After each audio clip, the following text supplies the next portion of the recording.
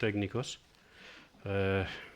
Estoy delante de vosotros y todavía no sé si voy a seguir la lectura del documento que me he preparado en la tablet o en las hojas, porque ha habido también un fallo aquí, pero bueno, tendré aquí los dos para ver de dónde viene mejor seguirlo. Como sabéis, pues yo necesito escribirme el texto del mensaje, porque no quiero por alguna razón de nervios o por alguna razón de lengua fallar y luego pues meter la pata de alguna que otra manera. Aún así, pues el texto que he editado pues no me ha dado tiempo corregirlo, y por eso si vais a escuchar que empiezo una frase hablando en primera persona y acabo hablando en tercera persona en la misma frase, o empiezo a hablar en presente y acabo a hablar en pasado, perdonádmelo. Yo extranjero, no hablar español. No es una excusa, simplemente pues os advierto que esta vez pues va a ser un poco más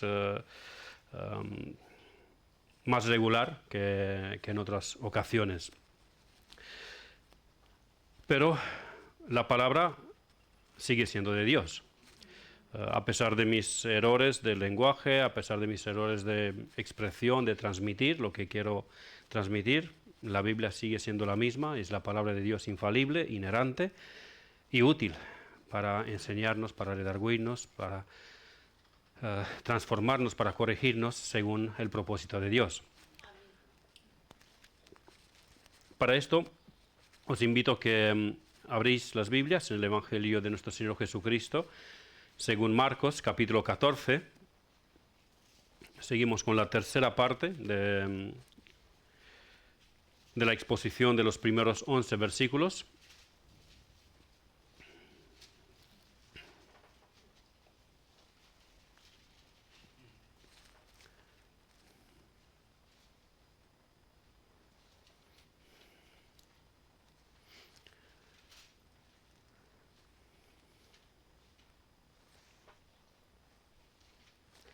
¿Lo tenéis? ¿No? Bien. Marcos capítulo 14, desde el versículo 1 hasta el versículo 11. 2 días después era la Pascua y la fiesta de los panes sin levadura, y buscaban los principales sacerdotes y los escribas cómo prenderle por engaño y matarle. Y decían: no durante la fiesta, para que no se haga alboroto del pueblo. Pero estando él en Betania, en casa de Simón el leproso, y sentado a la mesa, vino una mujer con un vaso de alabastro de perfume de nardo puro de mucho precio, y quebrando el vaso de alabastro, se lo derramó sobre su cabeza. Y hubo algunos que se enojaron dentro de sí y dijeron: ¿para qué se ha hecho este desperdicio de perfume? Porque podía haberse vendido por más de 300 denarios y haberse dado a los pobres. Y murmuraban contra ella. Pero Jesús dijo: dejadla, ¿por qué la molestáis? Buena obra me ha hecho. Siempre tendréis a los pobres con vosotros, y cuando queráis les podréis hacer bien, pero a mí no siempre me tendréis. Esta ha hecho lo que podía, porque se ha anticipado a ungir mi cuerpo para sepultura. De cierto os digo que donde quiera que se predique este evangelio en todo el mundo, también se contará lo que ésta ha hecho para memoria de ella. Entonces, Judas Iscariote, uno de los 12, fue a los principales sacerdotes para entregárselo. Ellos, al oírlo, se alegraron y prometieron darle dinero. Y Judas buscaba oportunidad para entregarle. Amén. Esta es la tercera y la última exposición de este texto bíblico. En las primeras 2 exposiciones hemos observado los versículos 1 y 2 y luego también el 10 y el 11. En estos mensajes anteriores vimos cómo tristemente los líderes religiosos y políticos de la nación, juntos con Judas Iscariote, el hijo de perdición, usaron la sabiduría, la inteligencia, la capacidad de razonar de una forma pecaminosa en extremo, de una forma diabólica. Por eso lo del título del mensaje, sabiduría diabólica y sencillez divina. En lugar de usar esas capacidades que Dios les había dado para reconocer al Mesías, adorarle y servirle, usaron todo lo que Dios les dio: razonamiento, oportunidad, medios económicos, posición, influencias, etcétera, etcétera, para complotar y destruir al ungido de Dios. Pero con todo esto, a pesar y en paralelo con la maldad de ellos, Dios cumplía su plano de redención que había establecido y decretado desde antes de la fundación del mundo. Judas Iscariote pensaba que ganaría un dinero. Los líderes religiosos pensaban que por fin se librarían del Nazareno, que tanto les ha puesto en evidencia y vergüenza. Pero lo que realmente sucedía era que el plan eterno de Dios marchaba gloriosamente, cumpliéndose en los más mínimos detalles. La misma maldad de estos y sus maquinaciones cumplían el plan de Dios para su Cristo.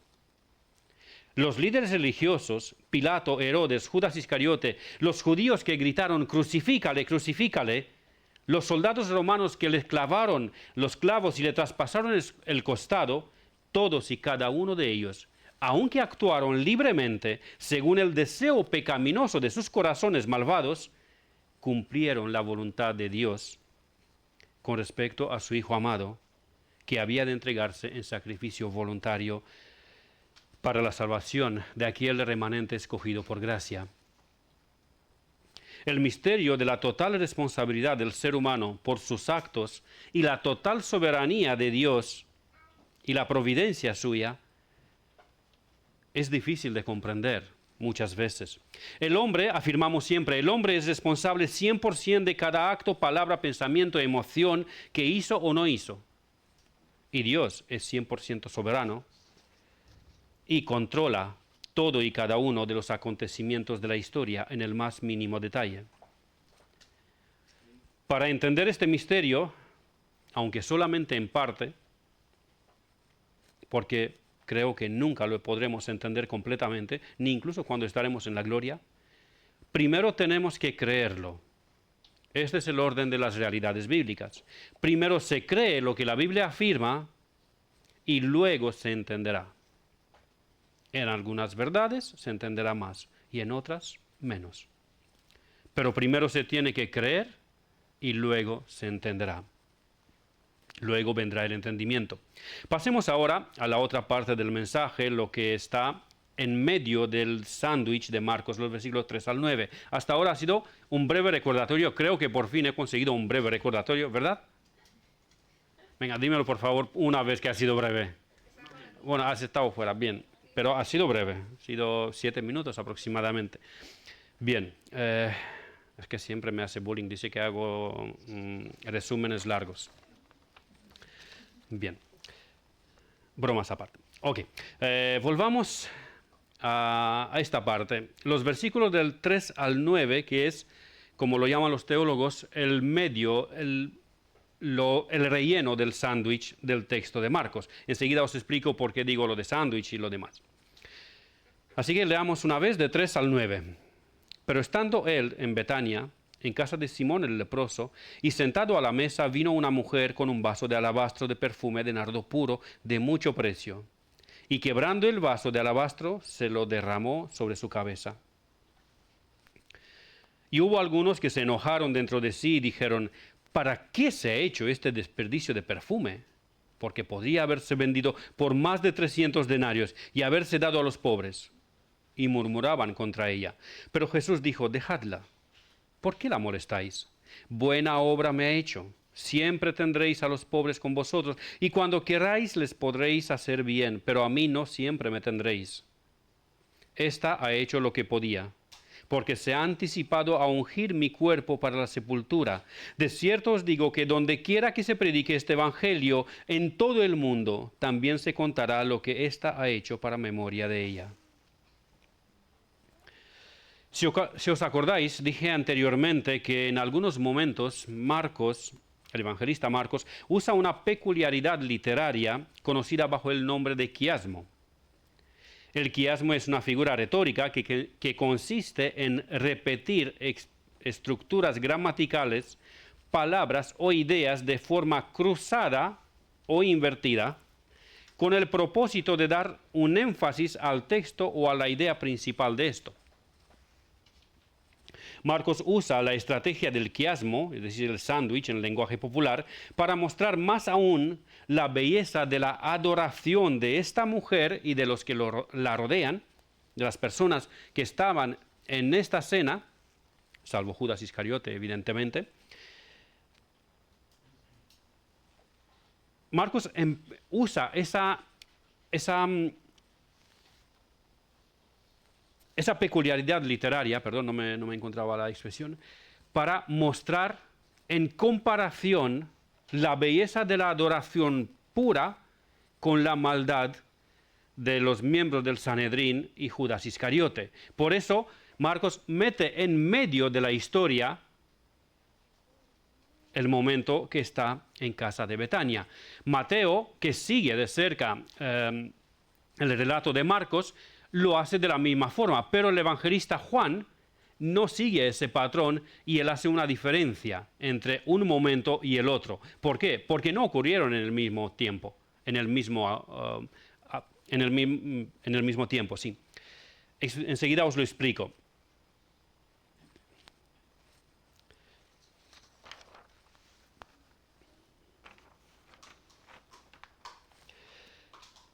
Jesús había bendecido grandemente a estos hombres que estaban en esta cena.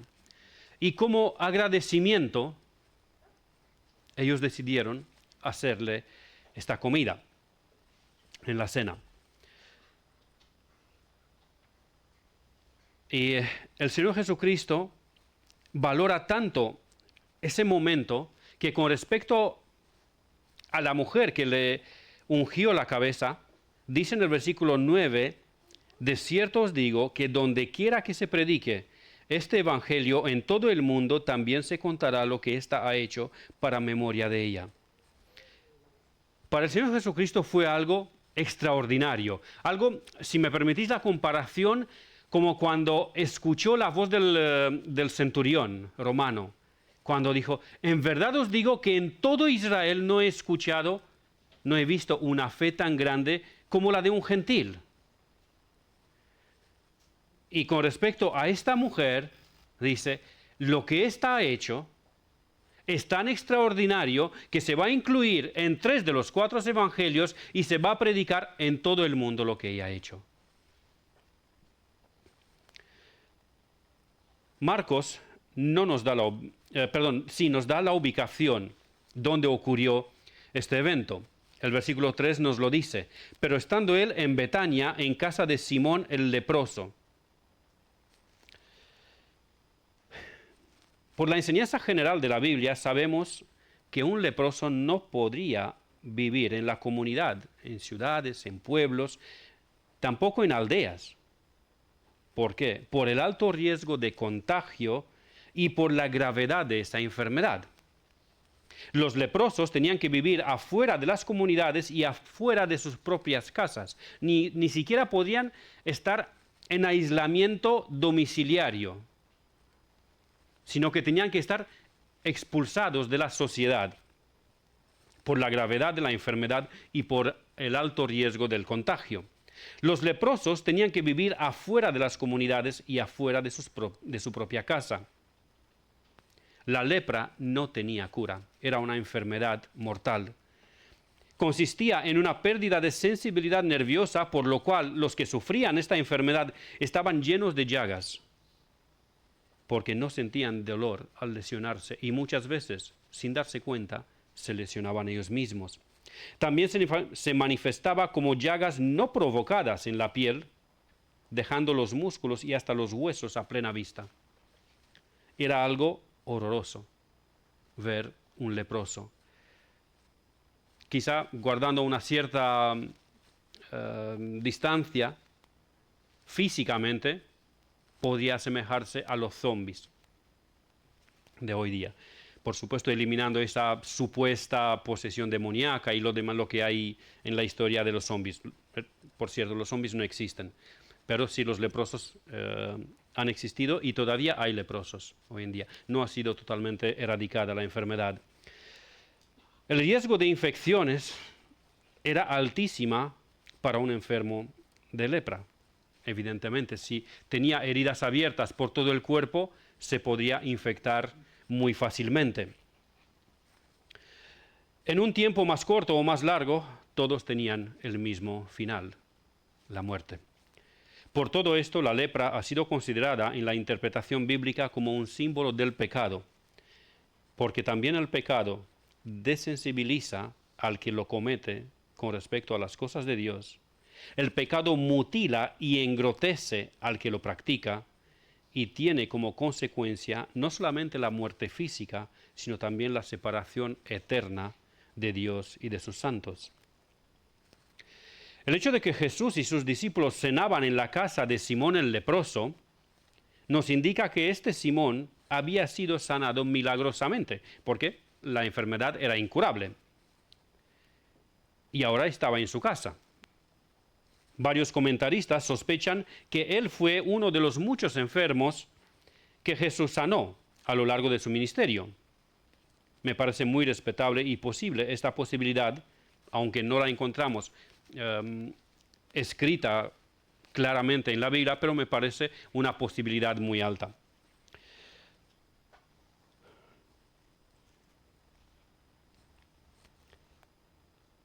El hecho de que Simón el leproso le invita a su casa y le ofrece un banquete en un tiempo en cual Jesús era perseguido por los judíos también apoya esa idea de que Simón el leproso se sentía en deuda con el Señor Jesucristo y por eso, a pesar de la persecución, él le invita al Señor a su casa. En Juan 11:57, justo antes en el Evangelio paralelo en el texto paralelo de Juan, en el capítulo 12 se nos relata este mismo evento cuando estaba en su casa. Os invito por favor que vayáis a Juan 12.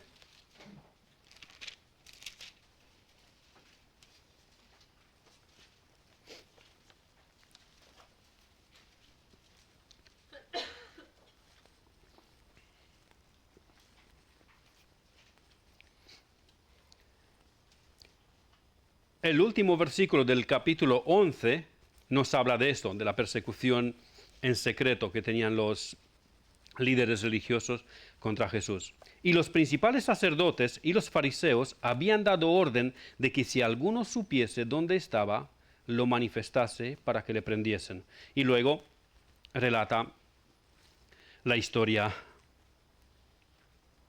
del banquete en casa de Simón el leproso.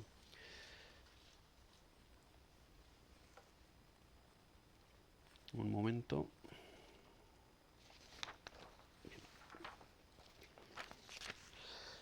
Los discípulos y amigos de Jesús corrían también el riesgo de ser expulsados de la sinagoga, estando en la presencia de Jesús. ¿Pero qué era tan grave ser expulsado de la sinagoga? La sinagoga era el centro social de aquel tiempo. Alguien, cuando era expulsado de la sinagoga, era condenado a un aislamiento social. Y a pesar de todos estos riesgos, Simón le invita a Jesús y a sus discípulos a su casa y le ofrece una cena porque su corazón estaba lleno de gratitud y adoración hacia Jesús. Hermano, no sé si Dios te sanó milagrosamente de alguna enfermedad grave o simplemente usó el proceso natural de sanidad a través de medicamentos y médicos y consejos. Pero si eres hermano, si realmente eres un hermano en Cristo, Dios te sanó de algo muchísimo más grave y horroroso, del pecado. Si tú eres hermano, Dios te sanó, te salvó de la consecuencia eterna de tu pecado, que es la separación eterna de tu Creador y sustentador. la separación eterna del Dios de amor, bondad, paciencia, paz, mansedumbre, y solamente habías conocido el justo juicio de Dios y su santa ira. Hermano, si tú realmente eres hermano en la fe de Jesucristo y Él te limpió de tus inmundicias y transformó tu vida y te apartó del mundo para santificarte, ¿está tu corazón, tu mente y tu alma rebosando de gratitud y adoración como Simón el leproso?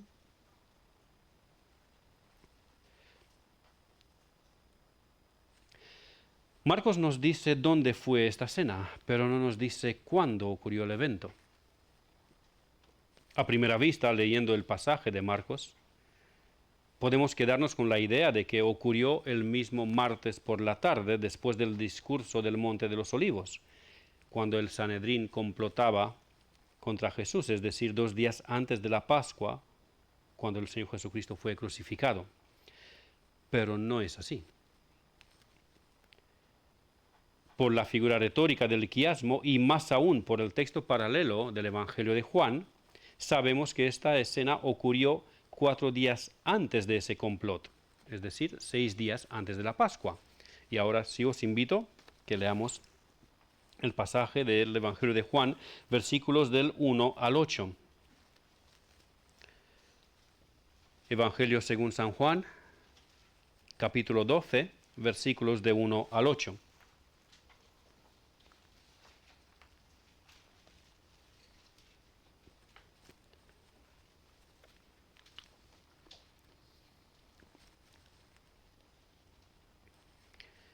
Seis días antes de la Pascua, vino Jesús a Betania, donde estaba Lázaro, el que había estado muerto y a quien había resucitado de los muertos. Y le hicieron ahí una cena. Marta servía, y Lázaro era uno de los que estaban sentados a la mesa con él. Entonces María tomó una libra de perfume de nardo puro, de mucho precio, y ungió los pies de Jesús, y los enjugó con sus cabellos, y la casa se llenó del olor del perfume. Y dijo uno de sus discípulos, Judas Iscariote, hijo de Simón, el que le había de entregar: ¿por qué no fue este perfume vendido por 300 denarios y dado a los pobres? Pero dijo esto no porque se cuidara de los pobres, sino porque era ladrón, y teniendo la bolsa, sustraía de lo que se echaba en ella. Entonces Jesús dijo: déjala, para el día de mi sepultura ha guardado esto, porque a los pobres siempre los tendréis con vosotros, mas a mí no siempre me tendréis.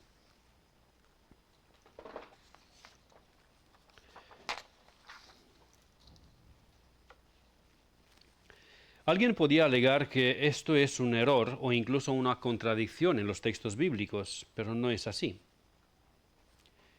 Por eso os he explicado que Marcos, en más de una ocasión, emplea este estilo literario del quiasmo para resaltar la belleza y la sencillez divina en los que realmente adoran a Dios, poniéndolo en medio del complot contra Jesús.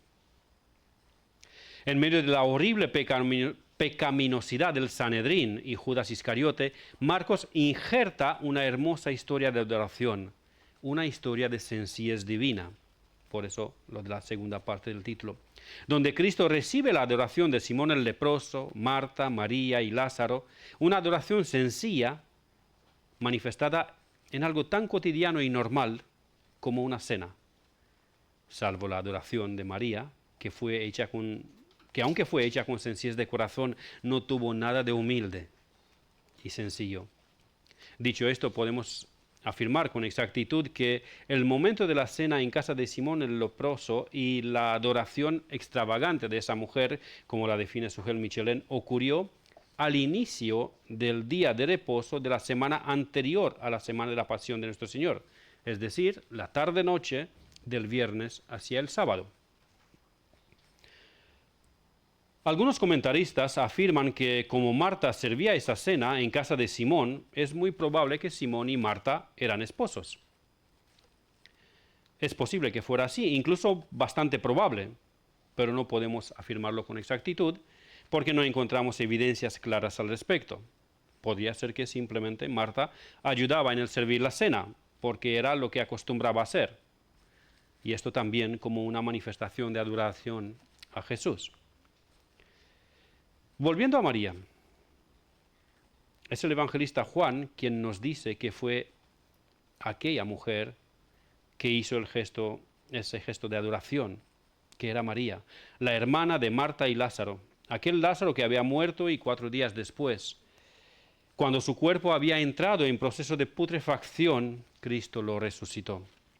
Era la misma María que en otra ocasión anterior, esta vez en su casa, la encontramos a los pies de Jesús, escuchando su enseñanza. Era algo inusual en aquellos tiempos que una mujer esté en un grupo de varones escuchando la enseñanza. En aquellos tiempos las mujeres se dedicaban solamente a las tareas del hogar y la crianza de los niños, con algunas excepciones muy puntuales. Pero no se dedicaban al aprendizaje. Fue la Biblia, los mandamientos de Dios, el Señor Jesucristo y los escritos de sus apóstoles quien reconocieron y elevaron la mujer como una igual en derechos y dignidad con el hombre en medio de las culturas antiguas machistas. Lo que nos dicen los feministas hoy día de que la religión cristiana ha oprimido a la mujer es una mentira, una muestra de incultura histórica y una incapacidad voluntaria y culpable de confundir el cristianismo con las prácticas y enseñanzas de algunos líderes religiosos que son una vergüenza para el cristianismo bíblico. La adoración de María es la guinda del pastel de este texto. Durante la cena, María se acercó con un vaso de alabastro, de nardo puro, 1 libra de perfume, y la derramó sobre la cabeza y los pies de Jesús. Para los europeos, que no sabemos lo que es 1 libra, pues lo voy traduciendo en litros. 1 libra es casi medio litro. Por pocos centilitros no llega a medio litro. 458, si no me equivoco. Ese perfume era nardo puro, es decir, aceite esencial hecho con unas flores recogidas en el Himalaya. Hoy día, su precio en Internet es de 290 euros por 100 mililitros. Pero esto se debe a la industrialización del perfume y cultivos a gran escala. En aquel tiempo, los discípulos de Jesús estimaron que se podía haber vendido por 300 denarios o más, es decir, el sueldo completo de un trabajador por 1 año. Algunos comentaristas afirman que este era el sueldo de los soldados y los artesanos, no de los jornaleros sin oficio. Sea como sea, si lo equivalamos al sueldo de hoy, ese perfume costaría como mínimo 17.000 euros, pero fácilmente podría llegar a 30 o 40.000. Para que el perfume no pierda su esencia, se guardaba en un recipiente de alabastro. ¿Qué es el alabastro? Yo como rumano, que alabastro es muy parecido a la palabra albastro, que es azul, yo pensaba que era un recipiente de color azul, pero no tiene nada que ver. El alabastro era una piedra blanca, muy parecida al mármol. Entonces, se tomaba una pieza, un trozo de esa piedra de alabastro, que era una piedra muy fina, y se tallaba manualmente. Claro, en aquel tiempo no había herramientas eléctricas o algo por el estilo. Se tallaba manualmente con sumo cuidado para que no se rompa, hasta que se obtenía la forma de una botella de cuello largo. Tanto la botella, pero sobre todo el perfume de nardo puro, eran muy raros y muy costosos en aquellos tiempos. Se dice que ese perfume lo empleaban las reinas o las novias ricas en la noche de sus bodas. Esta información nos da a entender que María, Marta y Lázaro eran bastante bien acomodados económicamente. Pero, indiferentemente de esto, el gesto de María de tomar ese vaso de alabastro de 1 libra de nardo puro, romper la botella y derramar todo el perfume sobre la cabeza, el cuerpo y los pies de Jesús, pies que luego enjugó con sus cabellos, no deja de ser un acto de adoración extremadamente humilde, sencillo, porque había nacido de las sencillez de corazón, pero al mismo tiempo único y extravagante. Nunca más se hizo una ofrenda así para el Hijo de Dios. María hizo una ofrenda muy grande de valor económico, una ofrenda que para algunos fue en vano, porque no alimentaba.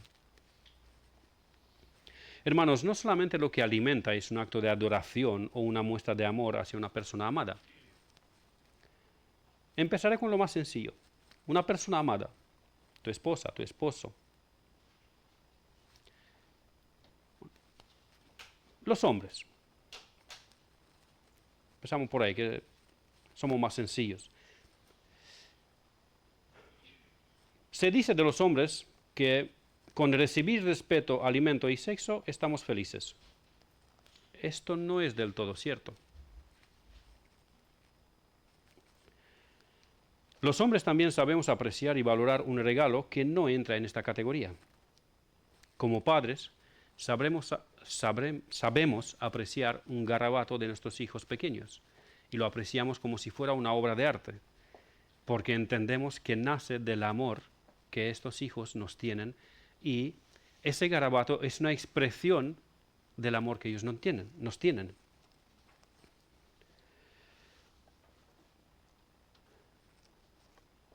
Como esposos, sabemos apreciar un regalo de un perfume fino, o una prenda de buena calidad, o una entrada a una final de Champions, o un clásico Madrid-Barcelona, y otros semejantes. No somos tan simples, aunque somos hombres. ¿Qué decir de las mujeres? Recuerdo cuando le regalé el primer ramo de flores a mi madre, cuando ya estaba yo joven en aquel tiempo, no tenía canas, ya había empezado a trabajar, estaba yo ganando mi dinerito.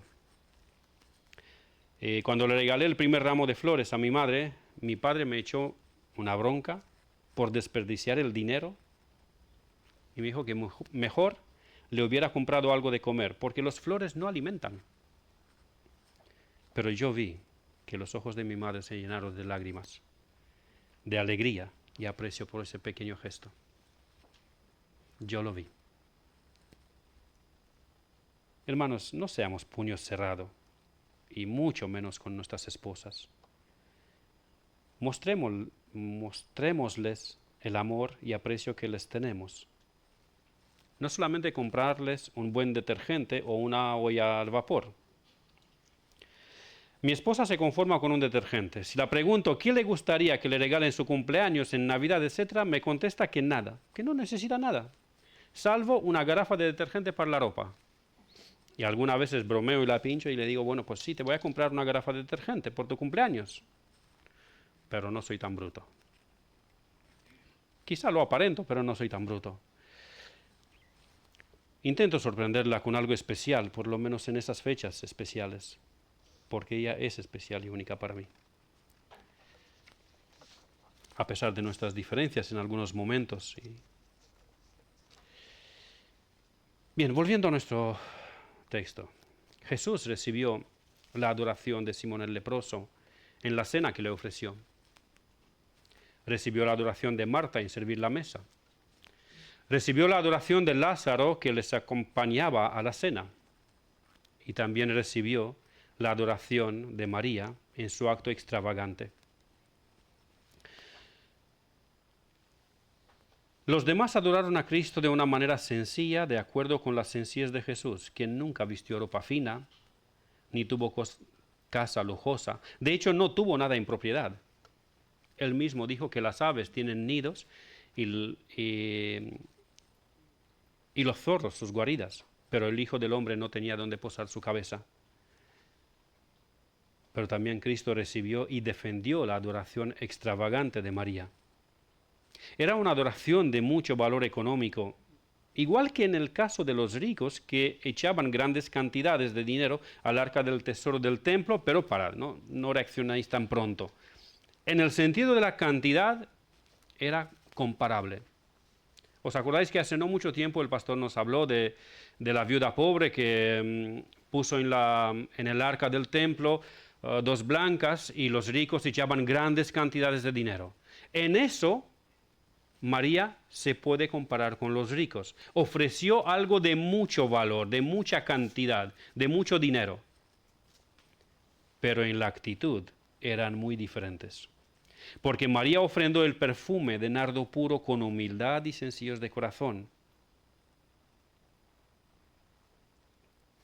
Y aparentemente fue mucho más atenta que los mismos discípulos a las palabras de Cristo cuando les habló de que en Jerusalén había de ser muerto a mano de los judíos. Porque al defenderla, cuando los discípulos se enojaron, dijo, vamos a leer mejor. Marcos, volvemos a Marcos capítulo 14.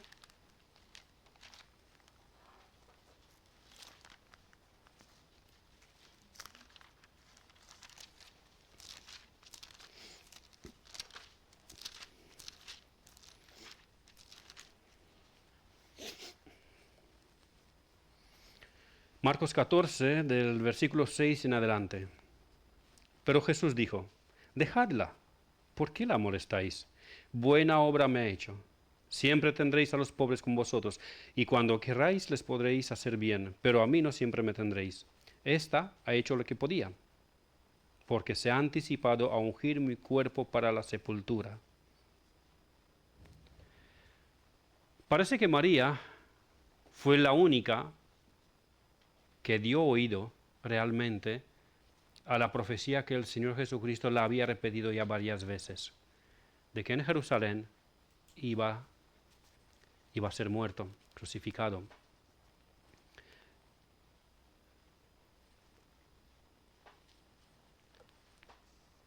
En conclusión, la adoración extravagante de María fue recibida y defendida por Jesús. ¿Por qué? Porque venía de fe, de un corazón humilde y sencillo, no buscando protagonismo, como buscaban los ricos que echaban en las arcas del tesoro, ni reconocimiento, como buscaron Ananías y Zafira y cayeron muertos, sino que simplemente, en función de sus posibilidades, como dijo el Señor Jesucristo, está hecho lo que podía, pudo hacer esa ofrenda, no dio de lo que no pudo, no se endeudó, podría dar esa ofrenda. En función de sus posibilidades, hizo un acto de adoración en fe extravagante. Hermanos, el Señor no nos pide que nos endeudemos para que ofrendamos para la casa de Dios, para la causa del Señor. Pero en función de nuestras posibilidades, sí que nos lo pide. En función de cómo nos ha prosperado el Señor, sí que nos pide que colaboremos con la obra del Señor. Sea que es con una cena, sea que es con la presencia en la cena, con el reconocimiento al Señor, sea que es con arriesgar. Si os acordáis, incluso los judíos acordaron matar también a Lázaro porque era testigo del poder sobrenatural de Jesús. Lázaro, apareciendo en público y apareciendo juntamente con Jesús, arriesgaba su vida. Ya le habían puesto precio, por decirlo de una forma. Hermanos, que el Señor nos ayude y que abramos nuestros corazones y nuestras carteras en función de cómo el Señor nos ha prosperado y que adoremos a nuestro Señor también con las cosas materiales que Él nos ha dado. De Él son y para Él deben ser. Que así nos ayude el Señor. Amén.